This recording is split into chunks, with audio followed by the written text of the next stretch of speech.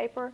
You know, there are some listings that say things like, you know, she needs to sell this right away. Get all, or another one might say, get all you can on this property. Or another one might say, get this property out there today. You know, hustle on this one. Go try to sell this. And that was directions to the real estate agents. Well, you're not going to find that in the newspaper, even if you're able to get an old newspaper from those days. These are kind of little tidbits that I thought, you know, that caught my eye. Let's see. And oh, the other thing is they're not just Fort Worth. They're not just Fort Worth. Sorry about this, guys. They're not just Fort Worth. They're also all over Tarrant County. They're also Dallas County, Arlington.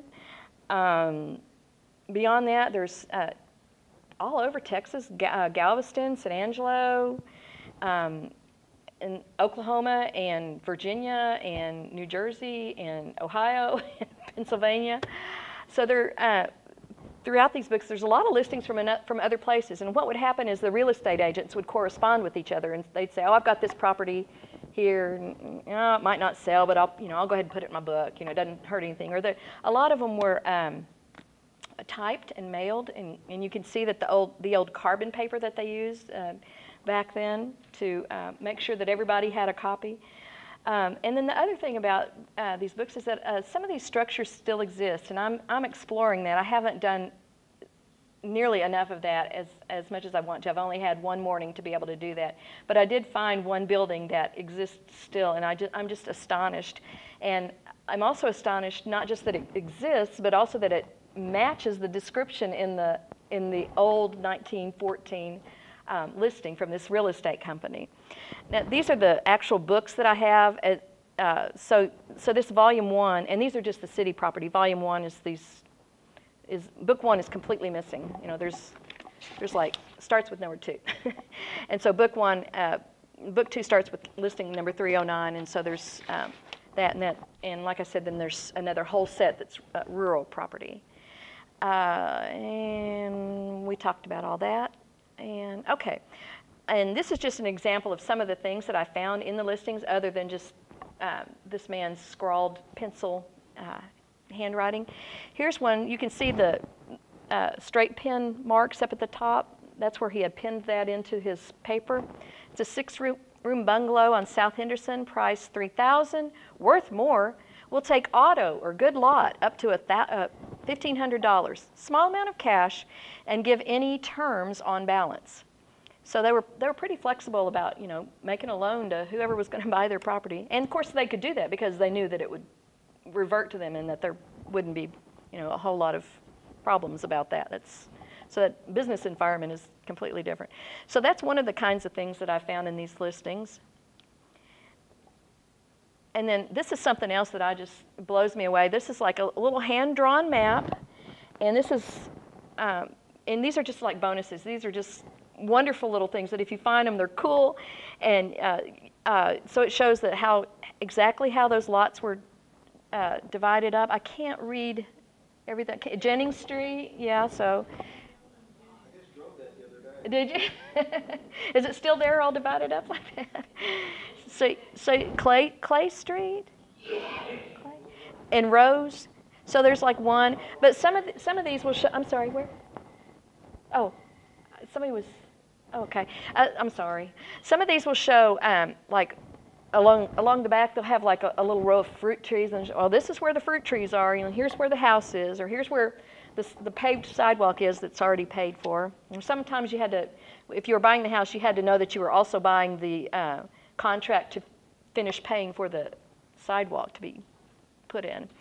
And then here's an example of some typewritten listings, and you know, they don't have the same high standards that we have today with our Word and our corrections and our spell checker and stuff. But he's got the information in there. He's got important information.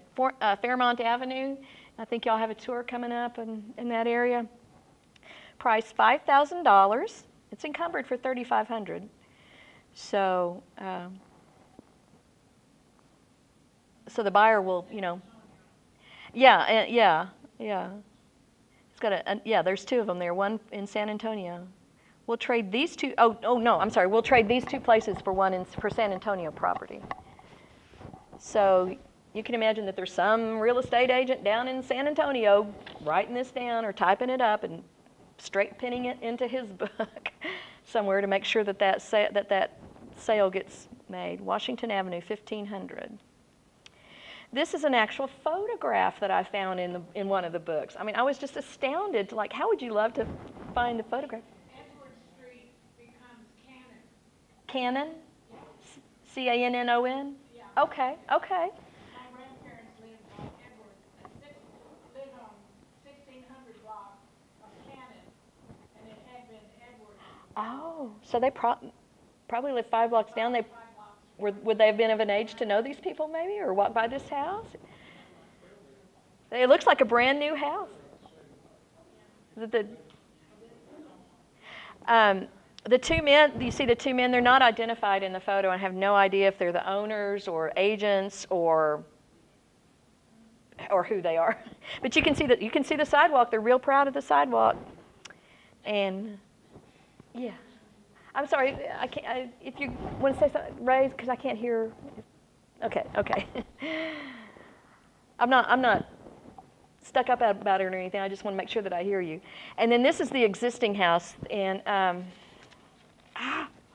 it's on my blog. I can't remember right now where it is, but it talked about how many stories it was and what kind of porch it had, and how in back that there was a stable for 3 horses, and it had a garage for 2 Ford cars and things like that. And I drove by there, and it belongs to a man who does oil investing, I think.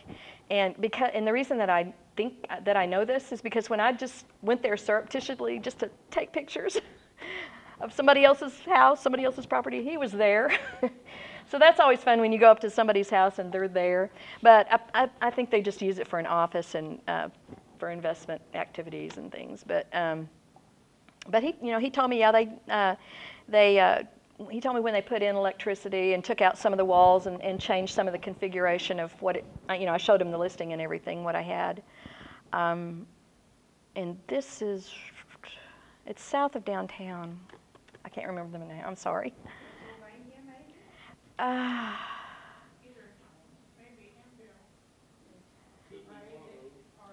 Yeah, it's across. I tell you what, it's across the street from a bed and breakfast, fancy bed and breakfast. Probably Fairmount. Might be South of downtown, but also south of what? Rosedale? south and west of downtown. Yeah. Yeah, this is one with the big cupola and. They've been tearing them down so fast, you just. Oh, did it make your head spin? But Fairmount has a real nice little neighborhood group, and there's a lot of people trying to reinvest that. Okay, so that may be what I've seen signs for the tour, so maybe that's what that's about. And And some of the older big churches bought up a lot of land, and they have spread and big, and they've destroyed a lot. I'm sorry. That hurts me almost as much as like when a person dies. I mean, it's like, oh my gosh, just the way of life and things. So the handout, kind of lists some of these other things that are in the that I have found, and then I just put in a little, and I think I'm running out of time. Is that? Are we getting close? A few more? Okay. So at the very bottom on the last page of the handout, transcribing old records. And the first thing that you need to do is what I didn't do, which is to protect the records. I just put them in a cardboard box and stuffed them all in together, and I didn't know anything about protecting them. So I did the best I could. I did the best I could at the time, but I've since learned that there are products you can buy and ways to protect things. Make sure that they're out of the sun for sure. And that kind of thing. But they can get expensive too. So just do the best you can. Just save whatever you can, and then the next person that comes along will have it. When you're working with them and when you're actually doing them, keep the area clean. And the reason I say this, y'all might not have this, but I have little kids. And I have dogs in my house, and it's like it's always a challenge to make sure that when I'm working and that I have a still place and a clean place and something that's not going to harm something that's already almost 100 years old and in bad condition already. And so just make sure that it's as dust-free as possible and that there's no wind or window open or fan. I mean, whatever's appropriate to the records that you have. It's going to be based on whatever you have. The other thing is, if you have the ability or the equipment to scan and work from the digital version if possible. So I tried to do that. It took a long time to scan, and it was really slow going because this little hinge thing here that holds the posts in that all these pages are on, it was just a real big problem. So the books that I published, I took them out of the hinges for now and then put them all back in, and I scanned them on a flatbed scanner. I didn't run them through a sheet-fed scanner. My theory was these are really old records already, and they're not going to, nobody's missed them in all this time, and they're not going to get any worse if I just scan them once. And then so now I have them digitally, and I can copy them, and I can look at them if I want to ever, do any other kind of project or study on them. So scan them and work from a digital version, if at all possible. Now consider the type of old record. Is it a diary? Are they letters, postcards, whatever kind of project it is, it's going to be changed by what kind of record you've got. So these business records were pretty straightforward, and it's not my family, so I didn't have to stop at everything and check with somebody and call Aunt Jerry and say, well, did this happen, and that kind of thing. You'd have to do that with a diary, right? You'd want to do that maybe, or you might get emotional if it's old letters and that kind of thing.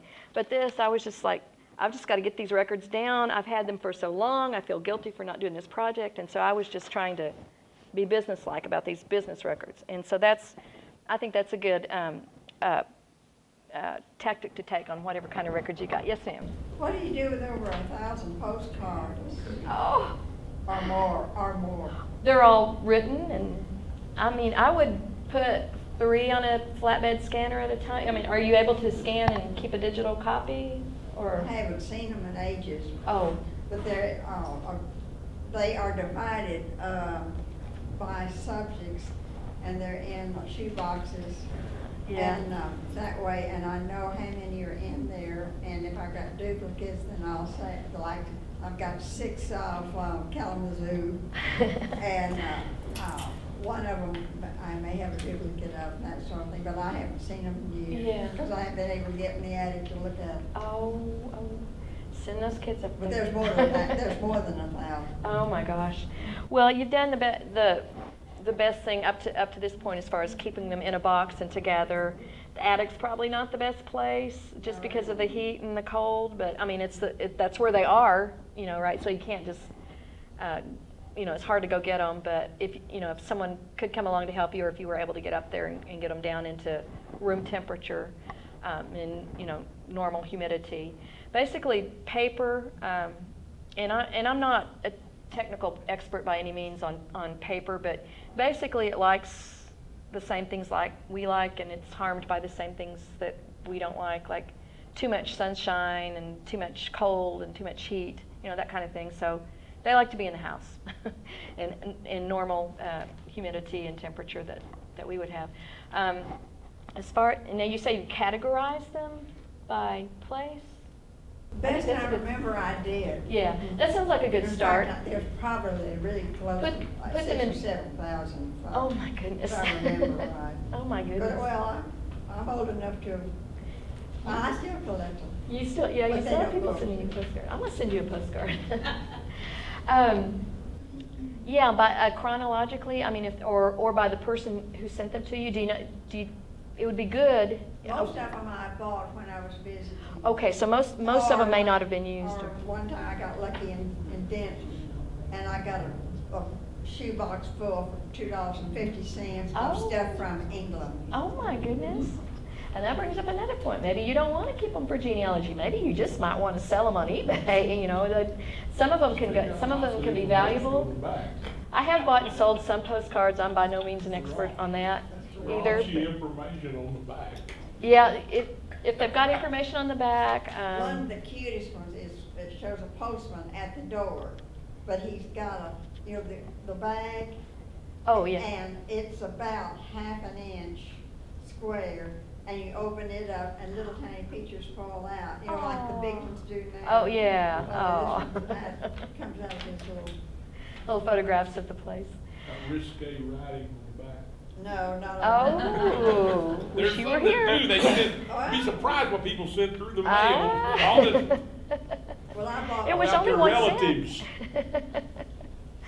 Well, I mean, you know, it's basically the same sort of approach that you would take to any kind of handwritten article or any kind of paper that you wanted to keep. Just protect it as best you can, organize it in some way that makes sense to you and that will make sense to whoever you're going to pass them on. Because we're not going to take this stuff with us, right?